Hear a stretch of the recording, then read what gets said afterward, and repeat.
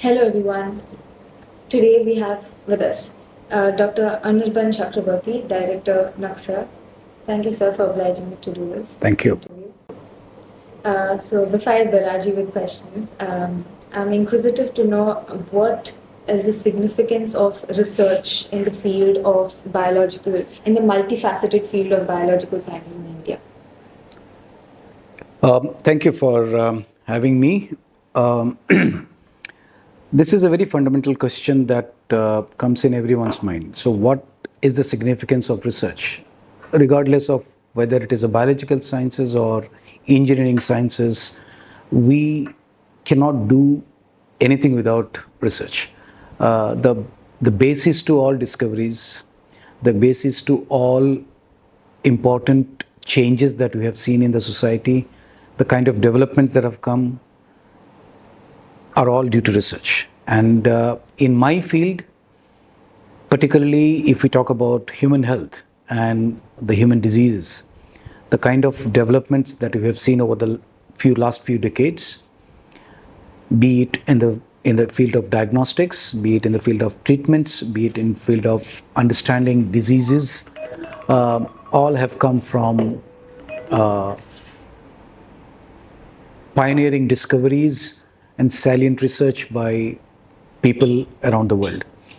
So, biological sciences basically encompasses a wide range of domains. It can be microbiology, it can be soil science, it could be genetics, it could be cancer biology, it could be environmental health. So many things are all included in that. So the fact that we need to keep on improving in every aspect that I've just mentioned. Without research, nothing is going to happen. So obviously, the research plays a very, very integral role and a very important role in the development of science overall, if I could say. What exhorts one to fixate on pedantically on a particular topic pertaining to research? Two things. First one is your inner passion, your interest, what exactly you want to do, how you want to contribute. The second one is the kind of resources that are at your disposal. When I say resources, it could be the infrastructure, it could be the consumables, it could be the facilities in and around you, or maybe in a place where you have access to. So the first thing that should kind of decide which area you want to go in for is your inner voice, how exactly you want to see. So most of the times what we see is a research question originates from a problem that is faced by a common man. If I can take an example of the kind of research that I am involved in, obviously my focus is to develop improved diagnostic techniques.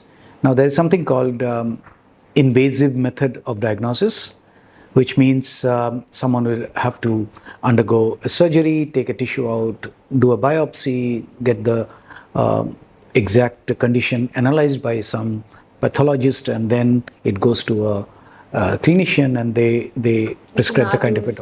It's a long, cumbersome process and not always very easy on the patients, emotionally as well as financially. But then, if you can do something in a non-invasive method, or if you can do something in a minimally invasive manner, it is easier to do. And of course, it should be able to give you the results that you expect from an invasive method. So the need for such a method to develop comes from the practical difficulties that you see the patients are facing. So it becomes a necessity that you try to make it easier.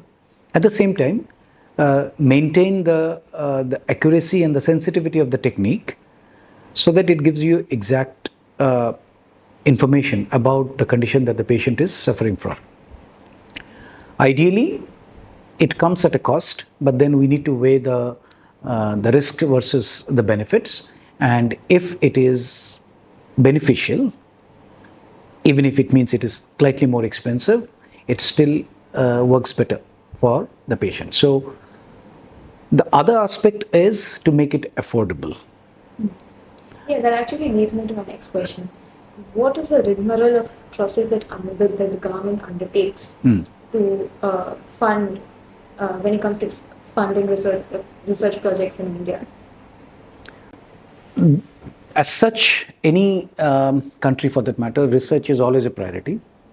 Unfortunately, in some countries like ours, which is a vast country and there are many other pressing needs, sometimes research does not get the priority that it should.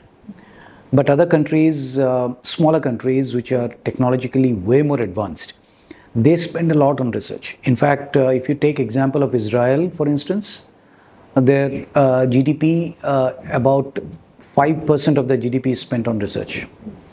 Japan is another country which is supposed to be the technologically most advanced in the entire world. They spend about 6 to 7% of the GDP on research. So that's a huge amount of money that is being spent because that's a priority for them. But in India, we are yet there. I mean, we need to kind of take that in, and we need to understand that to do good science, you need good investment in research. But where do you think we are dearth of funding? The funding is available. I don't say it is not available, but perhaps the way it is disbursed, the way it is kind of monitored, needs to be looked into in a better way. Most of these funding agencies are government agencies which disperse these funds to various organizations, various institutes. But then how you understand the significance of research. Sometimes a good research from a university which is probably not there as a premier institute gets overlooked, because sometimes the reputation of the university, whether you are a publicly funded or a private university, etc., all these kind of influence decision making. Yeah. There is, of course, we must be very open about it. There is a disparity, but then again, things have changed. We can take the example of an institute like ours. We are a private body. Of course, we are accredited, we are a recognized university, but then we are privately funded.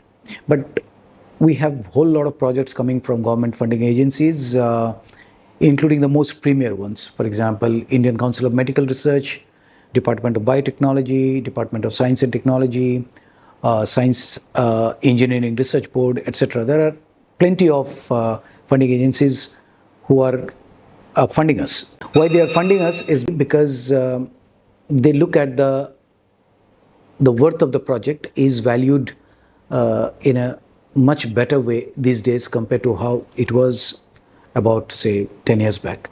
Now, the committee or the review team, they look into the proposal, they look at the application aspect of it, they look at the expertise of the people who are implementing that project. And for anybody, for any researcher, your past credentials will speak for you, and what you have done is what you mention in the proposal, and the idea that comes to the funding agency is based on the kind of research that you have done, how much of impact that has made, and that impact is measured through your publications. So the most important aspect is what you have done so far, whether you are capable of implementing a project and taking it to a logical end depends on your expertise, and that is primarily important for a project to be funded. So not that private bodies are not getting funded, but then good projects coming from anywhere do get noticed. And I can give our example that we have been quite fortunate to bag quite a few big number of projects in the last 7 or 8 years. We have had plenty of rejections as well. Not that everything that you write comes through, But as a researcher, you should be prepared for it. Just like when we do an experiment, we get negative results. And the same way, when we apply, The brunt of it. so we prepare ourselves that it can be rejected, but then we don't give up. So a researcher never gives up. So continues to improve and then makes the project better in the next application, and finally they get funded. Yeah. How must the academicians balance research and their academic pensions? Because there's a growing concern that teachers shoulder indefatigable pressure when it comes to juggling a ton. Yeah. So, what is your stance on this? It's a fact that it's a very open question. Everyone is aware of it. But then, as you rightly said, the key to it is how do we balance it? It is something inevitable. When you are in an institution, academic institution, there are different kinds of institutions. So, for example, some institutes are research intensive. Some institutes are academic intensive, teaching intensive. But it is impossible to imagine that you can have an institution which is doing only research and not teaching. Ideally, it is not a good combination. You need to have a teaching program included in it. But then depends on the faculty, how you want to manage your workload, how much of time you want to devote for research, and how much of time you want to devote for teaching. Research is, as I said at the beginning, it's something which cannot be thrust upon you. It has to come from within. So there will be some sacrifices you'll have to make sure that you have time for your passion. Teaching could be an obligatory requirement for you as a part of the workload that you are supposed to do as a teacher, because you're part of a faculty, you're part of an institution. But research, it's on your interest. And if you're interested, I'm sure you will find time. So it is all about making Try time. to cover the best of both worlds here. Well, it's not possible to do justice to both the way you want it to be, but then you need to balance it out. Yeah, because and you can't just depend on that office timing that is given to you, and within that time frame you have to bring in everything. That is not possible. So you will have to do little extra. You will have to get some time. Perhaps there could be a compromise on your family time. Perhaps there could be a compromise on your social life. But then that's something is up to the faculty to decide whether it is worth doing that for the sake of science. And if we are doing that, and if the pleasure that we get, the satisfaction that we get from this sacrifice, if it is worth it, people do not hesitate to do it. So that's the key to it. Yeah. Okay, so there's a cacophony around the retraction of research papers from Right. prestigious journals. So, what are the reasons for that? I would probably list out three things which is making this happen. First one is lack of awareness of what is responsible research. Second is peer pressure. You're doing research, you're publishing for the sake of getting an appraisal, getting a promotion, getting a better opportunity somewhere, and everything is linked to increment. So it is kind of, you are being forced to do it because you need to have susceptible influence. There is and the third aspect is what we are doing, how novel our research is, what we are trying to do, whether it is really is there a uniqueness in our research, is there a novel factor there. So now Nobel Prize is something that is the highest one can think of in the field of research. If someone is being awarded a Nobel Prize, you feel that there cannot be a better researcher than someone who has won a Nobel Prize. Now, there are billions of researchers around the world, but not everyone can get a Nobel Prize. People can aspire for it, but not everyone can get it. But it doesn't mean that my research should not be novel. My research should be novel. There should be an element of uniqueness in that. Sometimes what happens, the first two factors that I just mentioned, lack of awareness and the peer pressure, make us do something which contributes to the third factor, which is we are trying to reinvent the wheel, which is not basically a research. Put the whole research work in jeopardy. No, it's basically you are doing something which has already been done.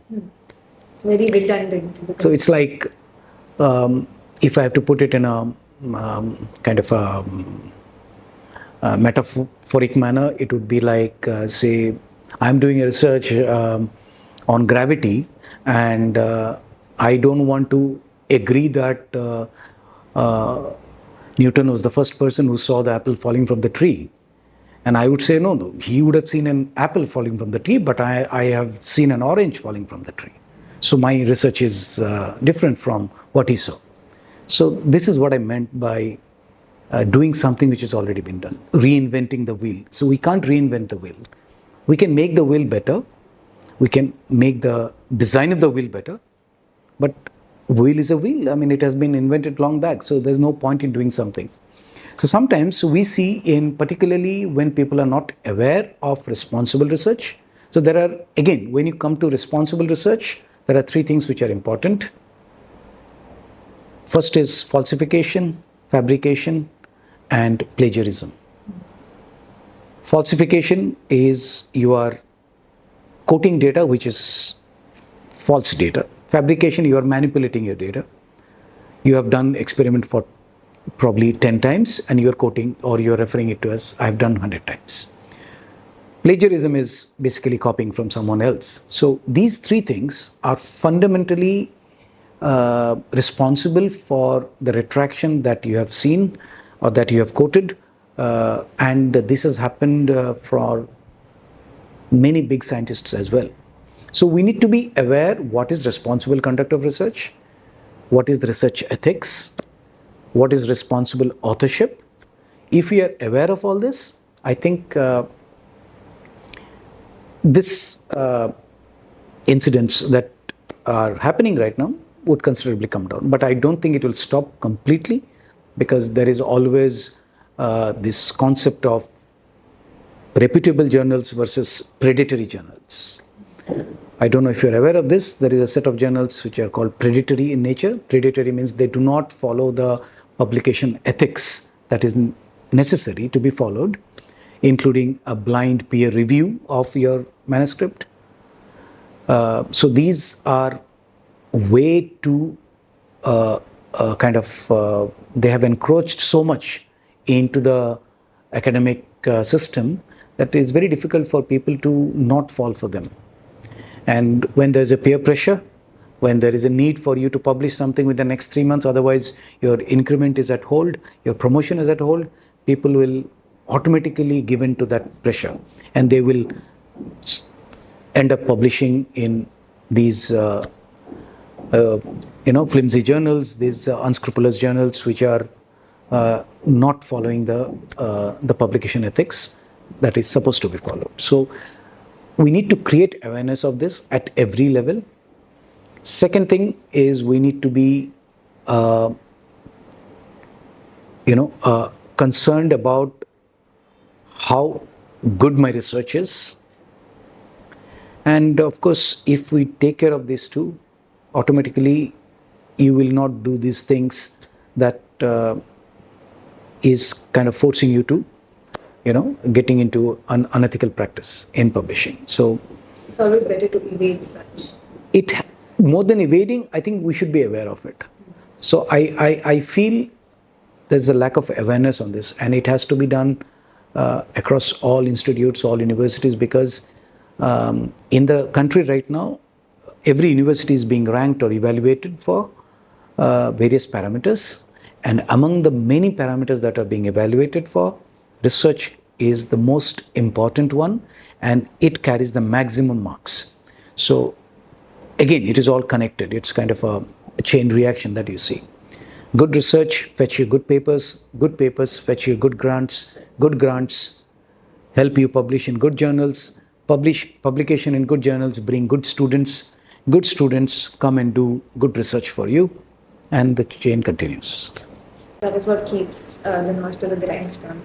Well, on that riveting note, I wish you the best of all philosophic endeavors today and always. For more such boggling conversations, don't forget to subscribe our channel, drop your comments, and like the video.